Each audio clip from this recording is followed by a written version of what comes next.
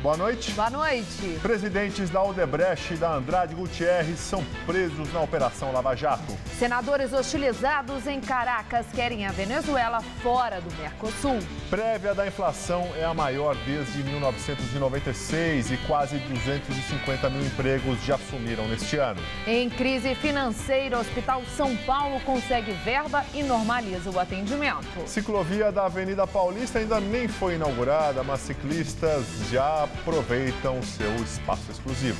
E o inverno só começa no domingo, mas o paulistano já sofre com baixas temperaturas e chuva.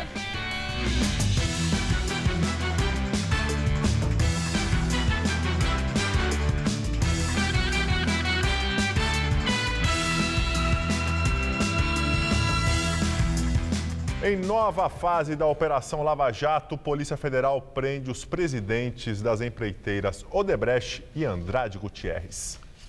A 14ª fase da operação foi realizada em 4 estados, Rio de Janeiro, Minas Gerais, Rio Grande do Sul e São Paulo. Foram cumpridos 10 mandados de prisão, 38 de busca e apreensão e 8 de condução coercitiva, quando a pessoa é obrigada a prestar depoimento. Na capital paulista, a polícia prendeu o presidente da Odebrecht, Marcelo Odebrecht, e o da Andrade Gutierrez, Otávio Marques de Azevedo. Mais 8 executivos ligados as 2 empresas foram presos. O juiz Sérgio Moro, de Curitiba, responsável pelo caso, disse que um acúmulo de provas sobre o esquema de corrupção na Petrobras motivou a prisão dos empresários. Segundo o Ministério Público Federal, eles agiam de forma mais sofisticada em relação aos acusados presos anteriormente e faziam pagamento de propinas a diretores da Petrobras por meio de contas bancárias na Suíça, Panamá e Mônaco. Devemos punir todos. Isso aqui é uma república, a lei deve valer para todos, ou então não devia valer para ninguém. As investigações sobre a Odebrecht e Andrade Gutierrez avançaram a partir de delações premiadas de Paulo Roberto Costa, ex-diretor de abastecimento da Petrobras, Pedro Barusco, ex-gerente de serviços, Júlio Camargo, empresário, e Alberto Youssef, doleiro.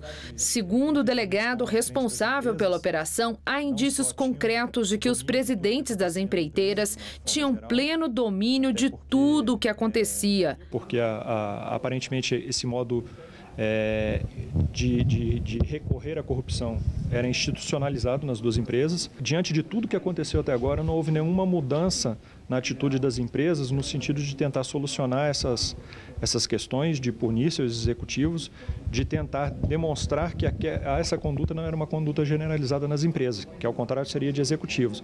Mas infelizmente o que nos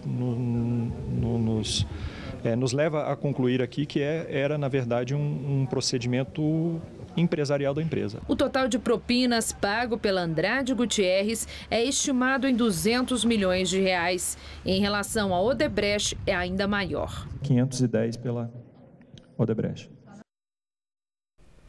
Em nota, a Odebrecht diz que a ação policial foi desnecessária porque a empresa e seus executivos sempre estiveram à disposição para esclarecimentos. Já a Andrade Gutierrez negou relação com os fatos investigados na Operação Lava Jato. E ainda nesta edição do Jornal da Gazeta, você terá outras informações sobre essa 14ª fase da Operação Lava Jato. O Hospital São Paulo vai retomar o atendimento pleno à população. A decisão foi tomada depois que os governos municipal, estadual e federal liberaram uma verba extra à instituição. A reunião aconteceu à tarde. Mais cedo, nossa equipe esteve no hospital e mostra que houve dificuldade de atendimento. Muitos pacientes estão acomodados em cadeiras e em macas nos corredores. Quem chega ao Hospital São Paulo logo se depara com um aviso que alerta sobre o grande número de pessoas sendo atendidas. O setor de urgência e emergência tem capacidade para 300 pacientes por dia, mas chega a receber em média 900 pessoas. A Alessandra está grávida de 9 meses e veio em busca de um exame de ultrassonografia. Antes foi orientada a passar pelo médico da instituição, mas acabou desistindo da espera. Na verdade, já estou acostumada com essa demora, no atendimento. Mas assim, quando tem muitas pessoas, você até entende. Mas quando não se tem ninguém para atender, por qual motivo? No entanto, eu estou tentando atendimento aqui para ter o meu bebê aqui e eles falam que não vai ter vaga, porque está superlotado tudo. Janaína trouxe a mãe para ser atendida e conseguiu. Tem 3 dias, 4 que a gente está vindo direto, todos os dias. Antes de ontem o negócio estava feio, estava bem lotado. E é uma pena, né? Porque é um dos melhores hospitais. Hoje a produção do Jornal da Gazeta entrou no hospital e com o celular flagrou pacientes acomodados em cadeiras e macas espalhadas pelos corredores. O Hospital Universitário vive uma crise financeira. Ele pertence à Associação Paulista para Desenvolvimento da Medicina, uma entidade filantrópica que atua em 7 estados e que se mantém principalmente com verbas federais e do Estado. A dívida com bancos, segundo a própria instituição, já ultrapassa os 90 milhões de reais, além de acumular um déficit mensal de 3 milhões de reais, uma situação que levou o Conselho Gestor, administrado pela Unifesp, a Universidade Federal de São Paulo, a suspender as internações eletivas, aquelas que não são de emergência. O governo estadual prometeu repassar 3 milhões de reais extras para evitar que as cirurgias programadas deixem de ser feitas. Além da grave crise financeira e da superlotação, o Hospital São Paulo enfrenta também uma greve de parte dos servidores. A paralisação começou no início deste mês e não tem data para terminar. Os servidores pedem uma reposição salarial de 27,3%. Segundo o sindicato da categoria, cerca de 500 servidores aderiram à paralisação. O nosso último reajuste ocorreu em 2012. Nós não temos reajuste de lá para cá. É bom que se diga isso. E também nós estamos defendendo, né, que os trabalhadores aqui do Estado de São Paulo tenham mais condições de trabalho para dar uma assistência mais digna aos pacientes. A inauguração da ciclovia da Avenida Paulista está marcada para o dia 28 de junho. Mas com a retirada dos tapumes da obra, muitos ciclistas já aproveitam para experimentar a nova estrutura. Veja na videoreportagem de Renata Falzoni. Faltando uma semana para a sua inauguração, os tapumes laterais da obra da ciclovia da Avenida Paulista foram retirados. Com isso, os ciclistas já estão pedalando nessa estrutura, mesmo num dia de chuva. Eu vim lá da Moca, fui no Jabaquara, aí eu tinha que voltar pra Moca, eu vou passar na Paulista, que eu tenho que ir lá antes da inauguração. Eu vim, tá na chuva e tá incrível, mesmo não inaugurado, tá sensacional. Para melhorar ainda mais, tem que ter uma conscientização de todo mundo, assim, tanto motorista, quanto pedestre, quanto ciclista. Na Paulista tem um histórico de várias mortes, vários acidentes. E agora, finalmente, o poder público resolveu construir algo que proteja o ciclista também. Tem uma calçada boa, tem uma via boa para os carros e tem uma ciclovia. Então, espero que todos possam, né, se locomover com mais segurança e de uma forma que cheguem vivo nos seus destinos. Eu acho que vai melhorar, cara. Eu acho que pelo menos vai ficar separado dos carros. Mas tem que ver muitas coisas em relação às ciclovias ainda, né? Porque não basta só pintar. Essa aqui foi muito bem feita, foi uma infraestrutura boa e tal. Mas aí falta bastante coisa, falta investimento em educação de trânsito, o pessoal aprender a respeitar o ciclista, a respeitar as normas. E também fazer um negócio direitinho, porque não basta só pintar o chão, porque tem muito lugar que não dá nem para passar, né? A data da inauguração está marcada para o dia 28 de junho, um domingo. Os carros estarão impedidos de circular na avenida entre 10 e 5 da tarde. Zoológico de São Paulo inaugura o primeiro centro de conservação da fauna silvestre na região de Sorocaba, interior do estado. O investimento foi de 4 milhões de reais. A área de 80 mil metros quadrados fica na cidade de Araçoiaba da Serra, a 120 quilômetros da capital paulista, e não é aberta ao público. O grande papel é nesse sentido de possibilitar, numa eventual, vamos dizer assim, redução muito grande daquela população, o repovoamento. Algumas araras, elas vieram de tráfico.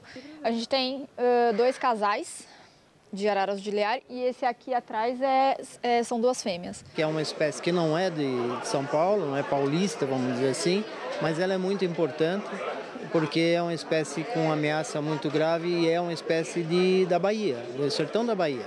E pela primeira vez aqui no Hemisfério Sul, essa espécie se reproduziu em cativeiro no Zoológico de São Paulo. Após uma votação na internet, a ararinha macho agora se chama Teobaldo. O filhote, que já ganhou o apelido de Theo, ainda está em observação na capital, mas logo deverá se juntar aos outros. Ao todo, são 5 espécies de diferentes animais. No entanto, com a sensação térmica em torno dos 10 graus na região de Sorocaba nesta sexta-feira, só alguns micos da espécie mico-leão de cara dourada criaram coragem e saíram da casinha. Já os casais de mico-leão preto e mico-leão dourado nem deram as caras. Com o frio, o tamanduá-bandeira resolveu mesmo continuar dormindo. Para eventual risco de uma extinção, nós temos condição de reproduzir, repovoar onde for necessário.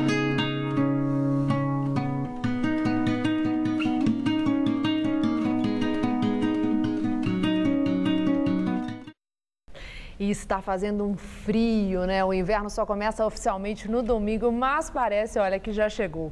Hoje a capital paulista teve a segunda tarde mais fria do ano. Fez 17,6 graus, mas a sensação térmica era de apenas 9 por causa da chuva e do tempo fechado. Segundo os meteorologistas, o final de semana será de tempo firme, mas com temperaturas mais baixas. Vamos à previsão com Mariana Armentano. O ar seco volta a ganhar força neste final de semana, mas as temperaturas continuam baixas no sul e aqui no sudeste. Isso porque esse ar seco é de origem polar e traz realmente bastante frio para o centro-sul do país. Entre o Rio Grande do Sul e Santa Catarina, há risco de geada nas primeiras horas do dia. E os termômetros podem marcar apenas 6 graus em Porto Alegre, 10 em Florianópolis. Aqui no Sudeste, mínima de 15 graus em Belo Horizonte e na capital fluminense. À tarde, mesmo com o predomínio de sol, as temperaturas não vão passar dos 15 graus em Curitiba, 19 na capital gaúcha, 23 em Belo Horizonte e 24 graus em Vitória. Calor mesmo só nas capitais do Norte e do Nordeste, mas há previsão de chuva em quase toda a costa do país. Aqui em São Paulo, o sol predomina em todo o estado, mas na faixa leste, o que inclui a capital, haverá um pouco mais de nebulosidade por causa do vento úmido que sopra do mar em direção ao continente. Mas só há chance de uma garoa e apenas pela manhã. As temperaturas ainda ficam amenas. Máxima amanhã só de 21 graus em Marília, 25 em Presidente Prudente, faz 21 graus também na cidade de Franca, 22 em Bauru e em São José dos Campos, máxima só de 19 graus. Aqui na região metropolitana, o frio também vai continuar no final de semana, mas aos poucos volta a esquentar. Nessa madrugada, mínima de 12 aqui na capital, com garoa de manhã e máxima à tarde de apenas 20 graus. No domingo, o sol predomina e a máxima não passa dos 23. Já na segunda-feira, esquenta um pouquinho, mínima de 13 e máxima prevista de 25 graus, com sol e tempo firme. E todo esse frio pegou muita gente de surpresa. Esse tempo instável, com semanas que intercalam dias muito quentes e depois muito frios, são bons para os lojistas. Quando saiu de casa de manhã, Elizabeth não imaginava que o tempo fosse mudar tanto. Acabou comprando uma blusa no caminho. A gente não estava esperando, onde fez um dia tão gostoso, né? Agora estou comprando umas mais grossas para colocar. A temperatura, que despencou perto de 10 graus nas últimas 24 horas, também assustou Esdra, que acabou de chegar da Bahia. Lá deve estar bastante calor. Nossa, andar de camiseta e short e chinelo. Ontem estava super sol, né? E hoje esse frio, ninguém merece, né? Queria o sol ainda. Juliana até saiu agasalhada, mas mesmo assim... Hoje eu estou com bota, né, um casaco e isso. E ainda assim com frio, né? Vai comprar um chapéuzinho para aquecer a cabeça. Isso. Uma hora faz um tempo que parece que vai abrir, um solzinho, aí vem o frio do nada. Tá meio doido o tempo, né? Especialistas na análise do clima dizem que esse vai e vem das temperaturas é normal neste período de transição do outono para o inverno. A estação mais fria do ano começa oficialmente depois de amanhã, no domingo. E a previsão é de que neste ano nós vamos ter um inverno mais quente que a média, sob a influência do El Niño. Menos rigor no frio, que em São Paulo deve se resumir ao mês de julho, o que exige pressa da dona da loja de malhas. ela diz que as vendas dependem da temperatura. Para nós, quando esfria, aquece as vendas. O inverno nem chegou e no Bom Retiro, onde as lojas antecipam as coleções, já tem liquidação de roupas mais pesadas. Nesta, o preço caiu pela metade. E também a temperatura ajudou, que esfriou, né? Nascido no Japão e sobrevivente de uma das maiores tragédias da humanidade, a bomba de Hiroshima, seu Takashi Morita reconstruiu a vida aqui no Brasil. Ele vive aqui em São Paulo com a família há mais de 60 anos e já virou até nome de escola por aqui. Aos 91 anos, Takashi Morita é personagem que é cara de São Paulo. Meu nome é Takashi Morita.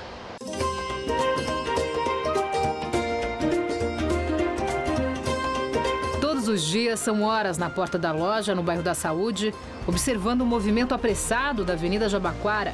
E o pensamento vai na velocidade do trânsito. Pensamento, muita coisa. Saudade do Japão também. Japão. Foi lá, do outro lado do mundo, que seu Morita nasceu e testemunhou o primeiro ataque nuclear da história, em 6 de agosto de 1945. Ele tinha 21 anos, era policial militar e trabalhava naquela manhã em Hiroshima, quando um clarão mudou tudo. Muito forte, tipo junto.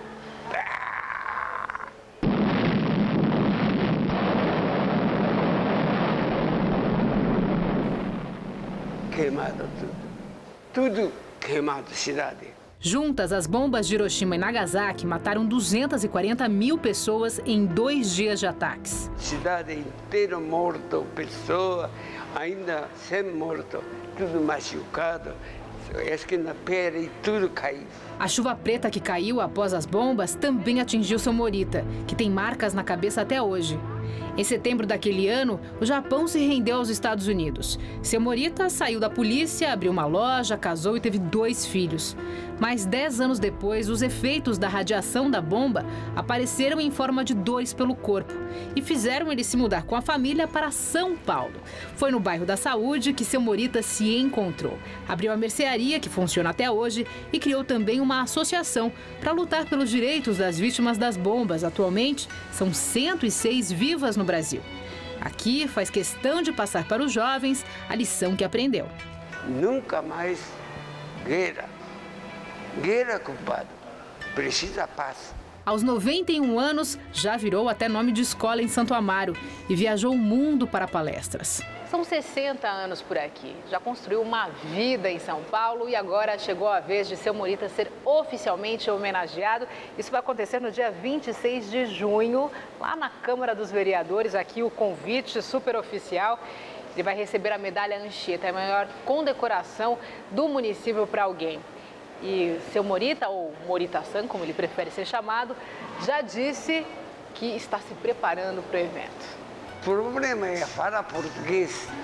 Na sequência, ele vai para o Japão, a convite das autoridades, para participar das cerimônias que marcam os 70 anos das bombas. Mas depois de tudo isso, aí sim. Para onde vai, Morita-san?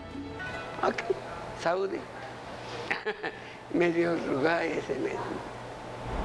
Por quê? Tempo bom, pessoa bem, coração também muito bom.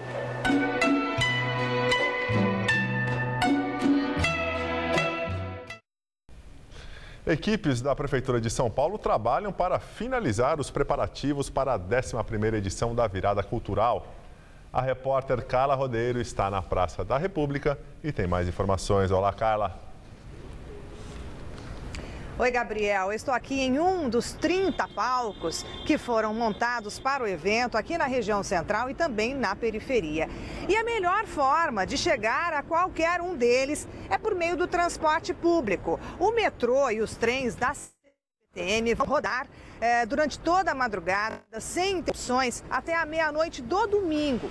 Inclusive, a CPTM vai disponibilizar trens extras em todas as linhas, com intervalos de 20 minutos. Já os ônibus que circulam durante a madrugada vão ter um intervalo reduzido para 15 minutos. Bem, os bloqueios no trânsito serão muitos bloqueios aqui na região central, que devem começar já a partir do início da tarde deste sábado. Então, para saber mais detalhes e também se dá para passar ou não dá para passar em determinada rua, O telefone da CET para essas informações é o 1188.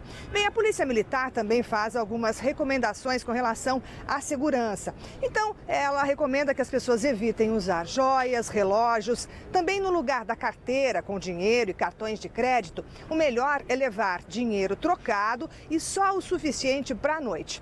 Também é melhor evitar garrafas de vidro e também não andar por locais escuros e com pouco movimento. Depois disso, é só aproveitar as atrações da virada. É com vocês. E o nosso comentarista de cultura, César Job, fala sobre as atrações e os destaques da virada cultural. Começa às 18 horas de amanhã a 11ª edição da Virada Cultural de São Paulo. Dessa vez, o evento ficará menos concentrado no centro e terá mais palcos em bairros e na periferia. Mesmo assim, os principais destaques da programação, como os cantores Fábio Júnior e Lenine, vão se apresentar no palco Júlio Prestes, em frente à estação, que deverá ser um dos mais disputados do evento. Será ali também que Caetano Veloso vai encerrar a programação da virada, com um show marcado para as 18 horas de domingo. Hoje eu mando um abraço. Além de shows, espetáculos musicais também preenchem a programação, como uma montagem sobre Rita Lee e o ator e cantor Tiago Abravanel interpretando Tim Maia. Segundo a Prefeitura, o orçamento desta edição da festa ficou bem próximo ao do ano passado, 14 milhões, sendo que 9 milhões são destinados ao cachê das 1.500 atrações, todas gratuitas para o público. A USESP também participa da virada. A Orquestra Paulista toca hoje e amanhã à noite e domingo de manhã na Sala São Paulo, regida pelo dinamarquês Thomas Dausgaard, com solo do pianista espanhol Javier Perianes, um programa que tem Nielsen, Ravel e Richard Strauss. A Orquestra de Câmara da USESP toca domingo à tarde na Sala São Paulo e o Coral da USESP canta domingo à tarde na Pinacoteca do Estado. O SESC tem intensa programação em todas as suas unidades da capital, com destaque para a grande exposição de Marcelo Nietzsche no SESC Pompeia e para as apresentações dos Paralamas do Sucesso no SESC Pinheiros, sábado e domingo. E o Museu da Imigração, na Moca, realiza no fim de semana a 20ª Festa do Imigrante, com expositores de alimentação e artesanato e shows de 40 nacionalidades diferentes. A programação completa está em viradacultural.prefeitura.sp.gov.br. Boa noite. Senadores que foram hostilizados ontem em Caracas querem a Venezuela fora do Mercosul. Eles afirmam que o país vizinho não respeita princípios democráticos. Os 8 parlamentares, todos de oposição ao governo Dilma Rousseff, queriam visitar políticos presos pelo governo do presidente Nicolás Maduro. Mas não conseguiram porque a van em que estavam não pôde deixar as proximidades do aeroporto. O senador Aécio Neves, do PSDB, disse que o grupo foi sitiado e a van atacada por manifestantes. Se existia alguma dúvida em relação àquilo que prevalece hoje na Venezuela, os 8 senadores de diversos partidos que lá estiveram voltam para dizer que não há que se ter qualquer dúvida. A Venezuela não vive uma democracia. A comitiva cobra explicações, diz que não teve apoio do embaixador brasileiro em Caracas e pretende pedir a convocação ao Senado do ministro das Relações Exteriores, Mauro Vieira, e do embaixador Rui Pereira. Segundo os senadores, não havia um representante do Itamaraty acompanhando a comitiva na tentativa de visita ao presídio. É preciso que o Brasil, fazendo valer a sua tradição de um país democrata, não se submeta a acordos de viés ideológico que, na verdade, prejuízo vem trazendo a Venezuela, mas pode, quem sabe, no futuro trazer também ao Brasil. Em nota, o governo classificou como inaceitáveis os atos hostis contra parlamentares brasileiros e negou falta de apoio aos senadores. Segundo o Itamaraty, o embaixador Rui Pereira recebeu os parlamentares no aeroporto e, em outro carro, acompanhou o grupo. Depois seguiu com eles para o aeroporto, onde embarcaram de volta ao Brasil ontem à noite. Vamos então ao comentário de política com José Neumann e Pinto. Há 15 dias esteve em Caracas Felipe González. Felipe González é um mito da política espanhola. Resistência do Partido Socialista Operário Espanhol, a ditadura de Franco, e o democrata que mais governou depois da restauração da monarquia na Espanha. Há uma relação especial entre a Espanha e os países hispano-americanos, principalmente Venezuela, pátria de Bolívar. E González foi considerado persona non grata só porque foi a Caracas visitar os oposicionistas que estão presos. E tentou, inclusive, não conseguiu, assessorar a defesa de um deles como advogado. Não era de se esperar que os oposicionistas brasileiros fossem recebidos com flores e cânticos, mas também não agrediram González desse jeito. Não bateram no ônibus dele, não interromperam nenhuma tentativa dele de ir para qualquer lugar. O direito de ir e vir ele teve garantido. Então, isso aí só demonstra uma coisa, não apenas isso que o Aécio falou, que é óbvio, o mundo todo sabe que Chávez não era democrata, Maduro muito menos. O que isso mostra é que Maduro, além de autocrático, é imbecil, é um idiota total, porque essa visita seria uma nota de rodapé nos jornais se eles tivessem ido, conversado com os opositores e saído da prisão. O Maduro, ao permitir que acontecesse essa violência, transformou a notícia num tremendo programa de apoio à oposição lá e de relações públicas ao contrário para ele.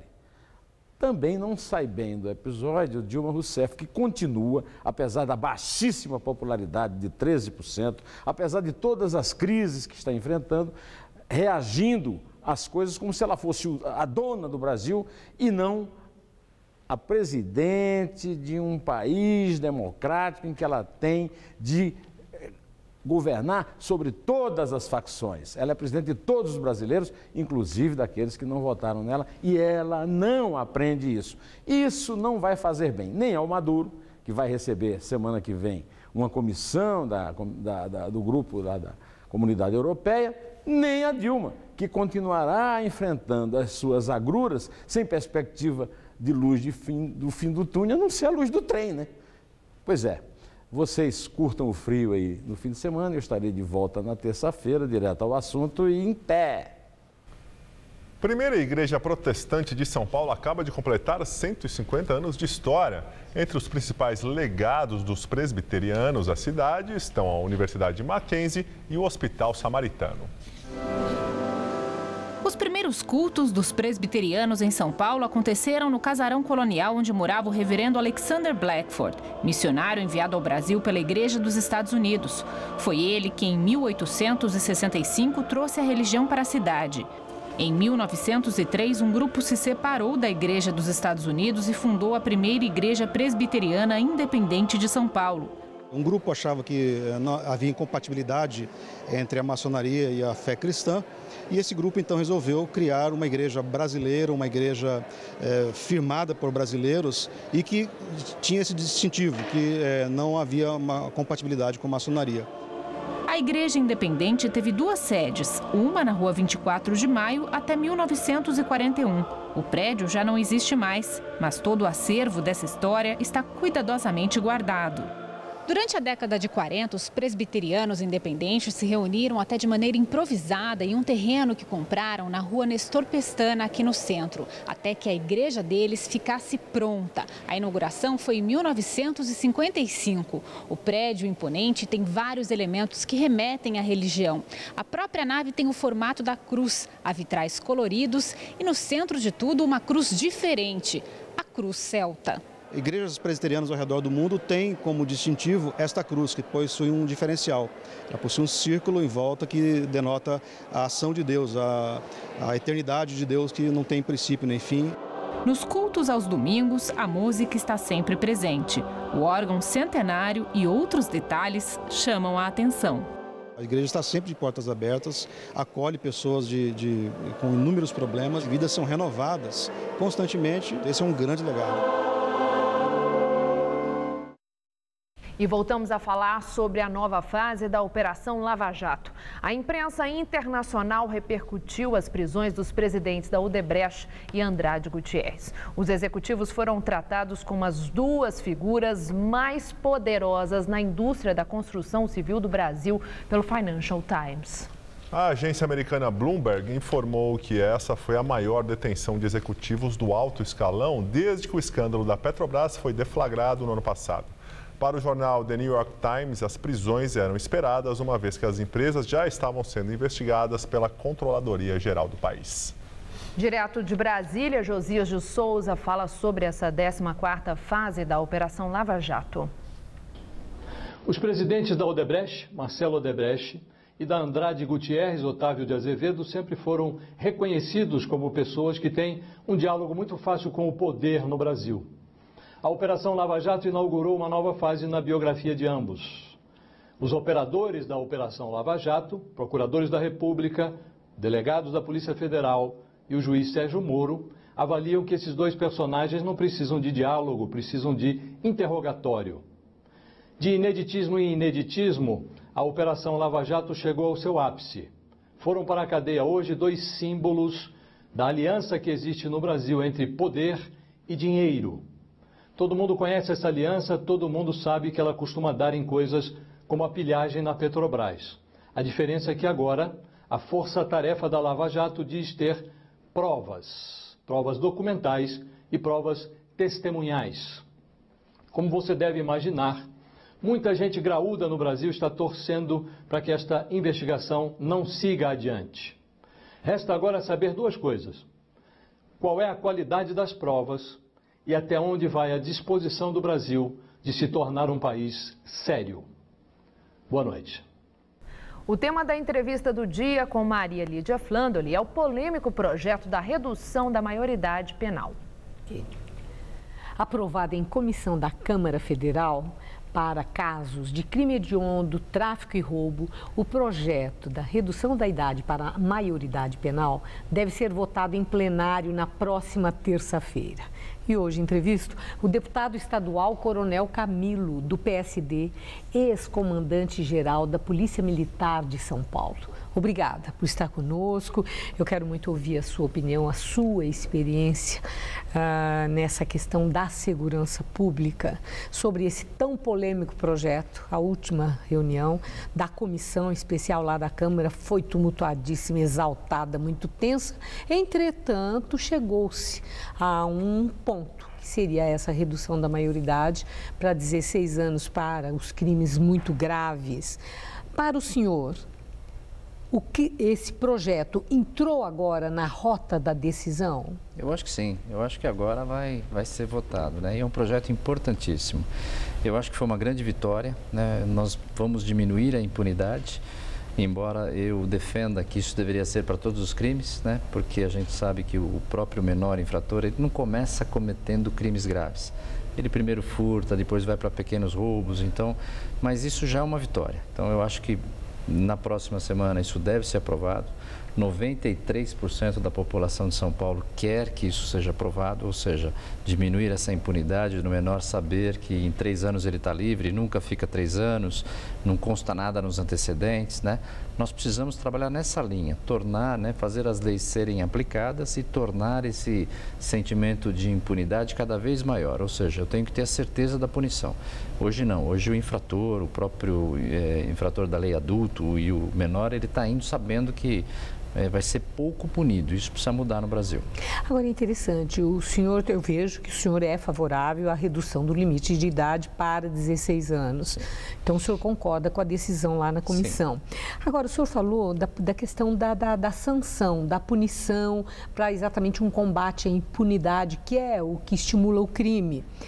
E que nem sempre com a determinação no Estatuto da Criança e do Adolescente, nem sempre, pelas regras de hoje, esse jovem infrator fica aos 3 anos. Que garantia nós temos que, com essa mudança na lei, o jovem de 16 anos vai responder e sobe de 3 para 8 anos o limite máximo da internação, que ele vá ficar esses 8 anos? Se hoje não fica nem 3, quem disse que vai ficar 8? Então, nós temos que cobrar do poder público que funcione. E por que não cobra agora do poder público para funcionar? Porque hoje, mesmo cobrando, a legislação permite sair antecipadamente.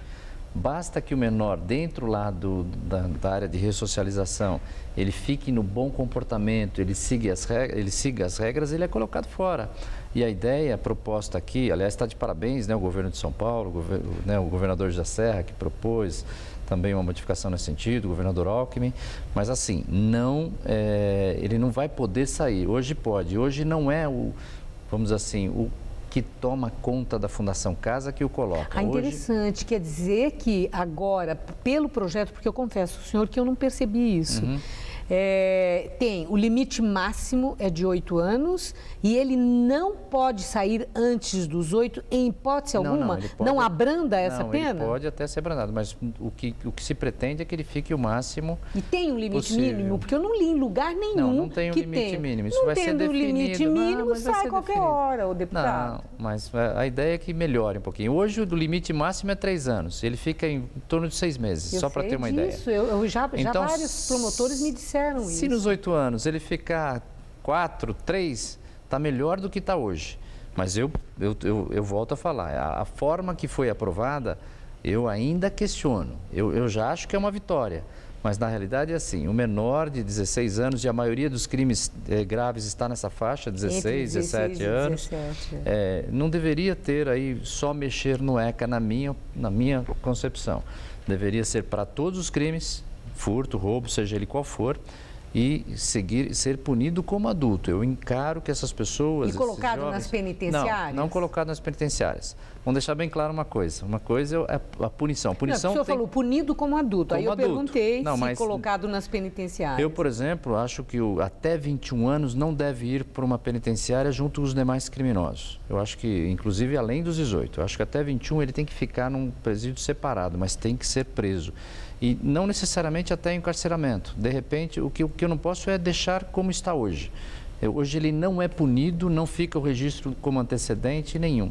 Então nós devemos trabalhar. E esses jovens, até 21 anos, na minha visão, tem que ficar em um encarceramento separado, não junto com os demais criminosos. Casas especiais para esses jovens, com todo um procedimento para a reeducação, é isso? Sem dúvida, temos que pensar na reeducação. E o senhor acredita que...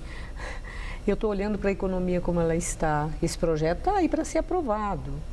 Muito bem. Vai ter dinheiro para a construção dessas casas, para reeducação desses menores de idade, infratores, que deixarão de ser menores, porque eles terão a maioridade penal. E o senhor acha que vai haver isso por parte do governo? Lógico que vai. Considerando o descalabro que são os presídios no Brasil? Mas hoje é uma questão de vontade política. Tá, hoje o sistema penitenciário está jogado, né? Infelizmente os presídios são depósitos de preso.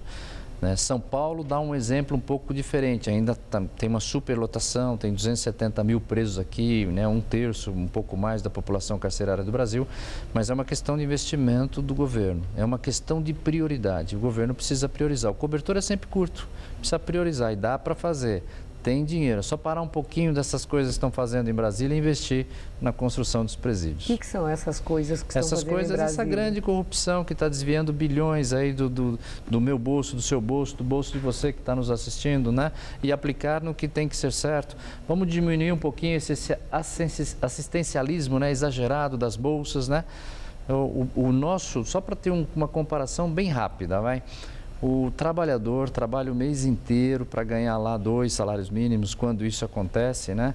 E não consegue manter a família, né? O preso, ele custa para o Estado ser R$ 1.700, na área estadual R$ 1.800, R$ 2.000, na área federal quase R$ 3.000. Se ele ficar preso ainda, a família vai ter a bolsa reclusão, ou seja, a inversão de valores, né? Eu estou privilegiando quem está cometendo o crime. Eu encerro a nossa entrevista, mas eu fiquei, quando o senhor disse que já houve um avanço, embora o senhor não concorde da maneira como foi, no seu entender, qual seria a forma adequada para tratar dessa questão de jovens menores de 18 anos que entram tão cedo no mundo do crime? Bom, primeiro temos que trabalhar nas questões sociais, né? A solução para isso, que tem que começar hoje também, a longo prazo, é a educação. internalização de valores dizer, nas preventivamente crianças. seria Educação. isso. Segundo, a parte social, mas a educação é fundamental. Agora, eu não posso, enquanto isso não avança, deixar que menores tirem a vida das pessoas, cometam estupros, cometam crimes graves. Então, tem que caminhar em paralelo, tem que aumentar a rigidez das punições para desestimular o crime. E saber que seja a Fundação Casa, seja a prisão, num primeiro momento é punição. Num segundo momento, eu vou pensar em ressocialização, em recolocá-lo na sociedade. Um primeiro momento, ele cometeu um crime e tem que pagar por aquilo.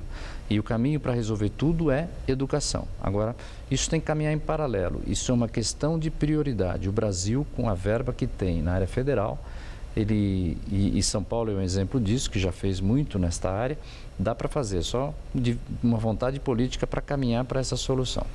Eu agradeço muito.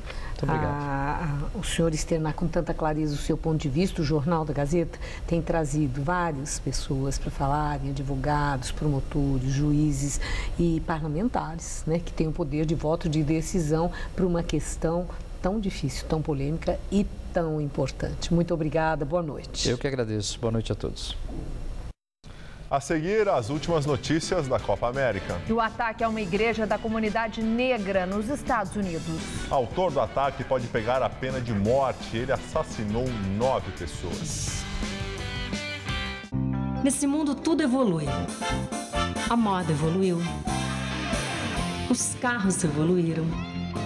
Os tratamentos de beleza também evoluíram. E make-up anti-sinais. Uma combinação de creme e cápsulas. O creme atinge as camadas mais profundas da pele e as cápsulas agem onde os cremes não chegam. Resultado? Com o Imecap Anti-Sinais, os sinais da idade não aparecem. Imecap Anti-Sinais, a evolução no tratamento de beleza. Você já ouviu falar na Lei de Zoneamento? Ela está em discussão na Câmara de Vereadores e existe para planejar melhor a nossa cidade. Definindo como vai ficar a sua rua, o seu quarteirão, o seu bairro, dizendo onde pode ter comércio, moradia, emprego ou áreas verdes. Quer saber mais? Acesse o nosso portal. Participe, uma cidade melhor também passa pelas suas mãos.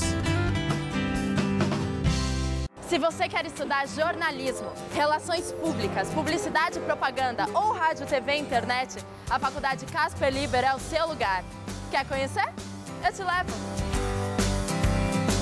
Aqui a gente aprende na sala de aula e também em laboratórios de rádio, fotografia, edição de imagens e estúdios de TV.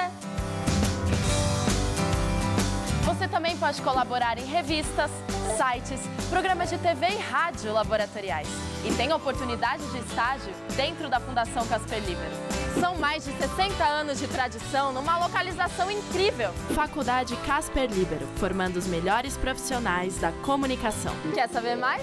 Acesse o nosso site. Nesse mundo tudo evolui. A moda evoluiu. Os carros evoluíram. Os tratamentos de beleza também evoluíram. E make-up anti-sinais, uma combinação de creme e cápsulas. O creme atinge as camadas mais profundas da pele e as cápsulas agem onde os cremes não chegam. Resultado? Com o Imecap Anti-Sinais, os sinais da idade não aparecem. Imecap Anti-Sinais, a evolução no tratamento de beleza.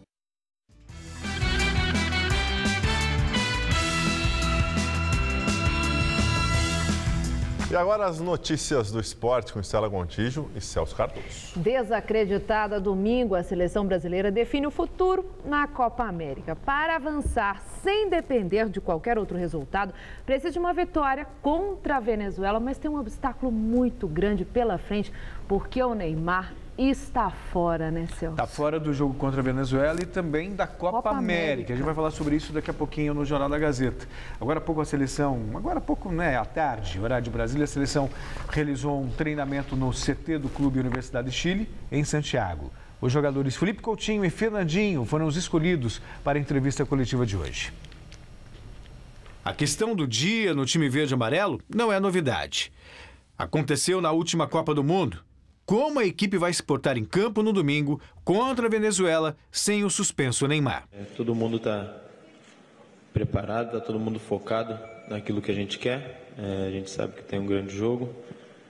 Perdemos o nosso principal jogador, mas o grupo é forte. e está todo mundo focado para poder superar aí essa perda do Neymar no próximo jogo. E é justamente Felipe Coutinho quem deve ser o substituto do principal jogador brasileiro. Eu, particularmente, estou tranquilo, porque caso venha o Felipe Coutinho substituí-lo, é um jogador que está na Europa fazendo muito bem, é um dos principais jogadores da sua equipe. Aqui na seleção demonstrou isso nos amistosos que nós fizemos no Brasil, demonstrou no último jogo que entrou no segundo tempo, entrou muito bem.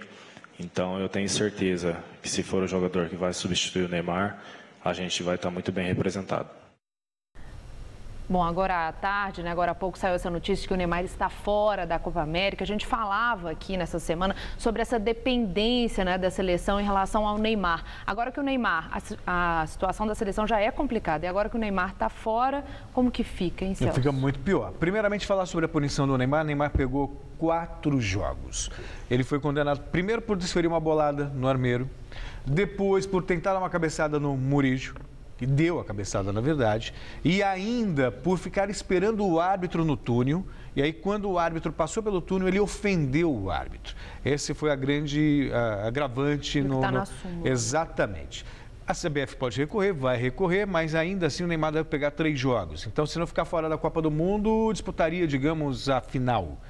Que convenhamos, e é uma punição justa. O Neymar tem que colocar a cabeça... perguntar, isso não achou muito severo? Não, a gente levar em consideração a Libertadores, o Emerson deu só um chutezinho no jogador adversário, pegou 3 jogos. O Guerreiro pegou 3 jogos, então há uma coerência aí por parte da Conmebol. Claro que a seleção sem o Neymar fica ainda mais fraca. O futuro é cinzento para a nossa seleção, ou melhor, para a seleção brasileira. Muito triste, lamentável. E a seleção, pelo menos, está com sorte. Recebeu uma ajudinha aí do Peru na busca pela classificação. A vitória sobre a Venezuela ontem deixou o Brasil na liderança do grupo, mas todos estão empatados com 3 pontos. Veja o gol da vitória peruana. Em Valparaíso, o Peru bateu a Venezuela pelo placar mínimo. Pizarro aproveitou o vacilo da defesa e soltou a bomba de canhota para definir o jogo.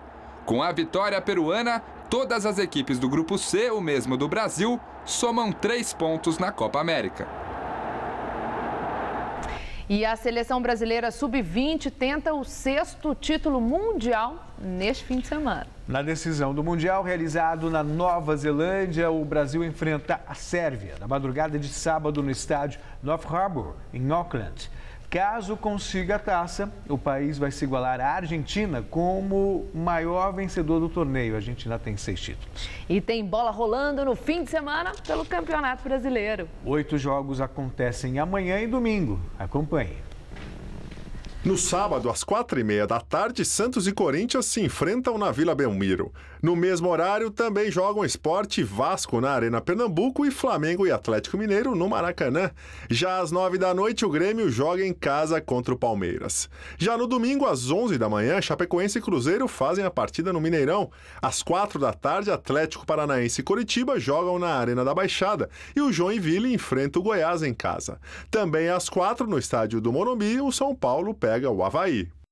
E no Clássico Paulista da rodada, a pressão é grande sobre o Santos. Na zona do rebaixamento, o time santista precisa da vitória para melhorar não só o posicionamento na tabela, como também o ambiente no clube. Eles estão incomodados sim com a situação, não é o lugar que eles querem que o Santos esteja, que eles também não querem estar, pois trabalham certo, trabalham forte, criam oportunidades de gol, infelizmente a bola não está entrando, acho que entram, depois tem uma lá que a gente dá o azar e toma. Então está todo mundo muito focado e psicologicamente muito bem, pois é um grande jogo, um jogo dificílimo, mas que todo jogador quer jogar para reverter tudo de mal que tem acontecido. Pois é, do outro lado, o Corinthians tenta se ajustar depois da saída de jogadores importantes. Já foram embora Emerson, Guerreiro, Fábio Santos e agora quem está de saída também é o Pétulos. Para quem fica, é hora de se firmar no time, caso do atacante Wagner Love. O frio é para os fracos. No Corinthians não tem mimimi por causa da garoa e da baixa temperatura. Wagner Love, por exemplo, não está nem aí. Chegou o momento do atacante, que herdou a camisa 9 e será titular contra o Santos. Chamei o Love e o Romero, daquela mesma forma. É o teu momento, Love. Tu trabalhou e teve a condição de dentro do campo trazer para ti essa sequência. É teu momento de ir para o jogo. Quente mesmo está os bastidores do clube, que vive um verdadeiro desmanche em meio à temporada. Desta vez, é Fábio Santos que está de partida para o futebol mexicano. Depois de perder outros jogadores importantes, como Sheik e Guerreiro, o técnico confirma que o momento é difícil. Saída de atletas tira poderio da equipe técnico, é inevitável isso. Assim como é inevitável a administração e o aspecto financeiro de um clube, em que eu não tenho ingerência, que é uma responsabilidade de uma hierarquia acima, não é desculpa absolutamente. E não é fugir de responsabilidade, volto a dizer. É encontrar uma forma, né, e apressar essa etapa da equipe equilibrar e poder dar uma sequência. O clube não tem dinheiro, o técnico perde jogadores, aí se perdeu o jogo, é responsabilizado ainda por cima. É sempre assim. É o triste retrato do futebol brasileiro. Muito obrigada, Celso. Um ótimo fim de semana. Para você também, até segunda. É com você, Gabriel. Em Camaçari, na Bahia, a presidente Dilma Rousseff volta a defender as medidas de ajuste fiscal. Para a presidente, o governo está empenhado em conseguir aprovar no Congresso Nacional, ainda este mês, o projeto de lei que altera a desoneração da folha de pagamento das empresas. O texto chegou a entrar na pauta ontem da Câmara, mas a sessão foi encerrada antes do fim da votação. Esses ajustes são para quê? São para equilibrar as contas públicas. E quanto mais rápido eles ocorrerem, melhor. Porque nós não queremos que nada interrompa o processo de desenvolvimento do país.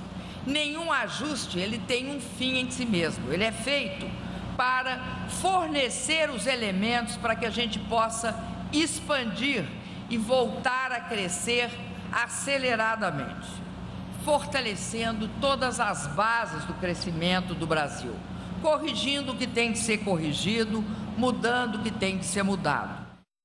Prévia da inflação oficial tem a maior taxa para meses de junho desde 1996. Segundo o IBGE, o IPCA 15 acelerou 0,99% este mês.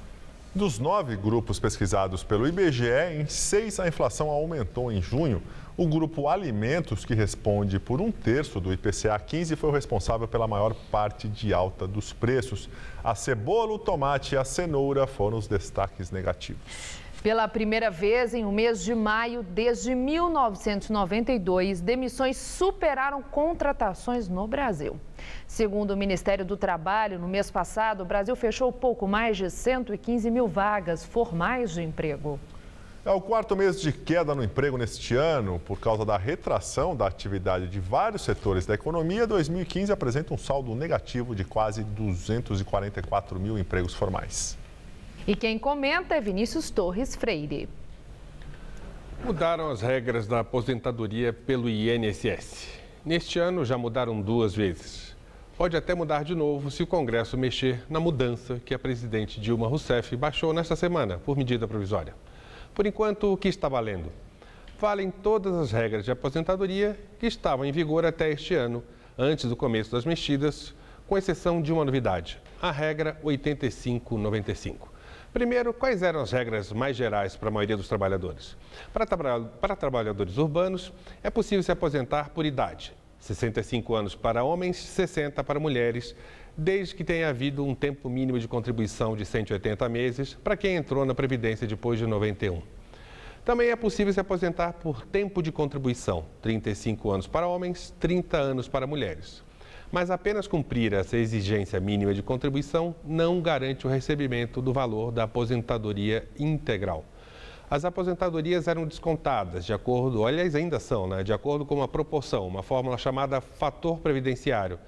Para quem não tinha a idade mínima em geral, seria preciso trabalhar e contribuir por mais tempo a fim de garantir a aposentadoria integral de acordo com o salário de contribuição. Agora vale uma regra mais simples para saber se você pode se aposentar recebendo o valor integral.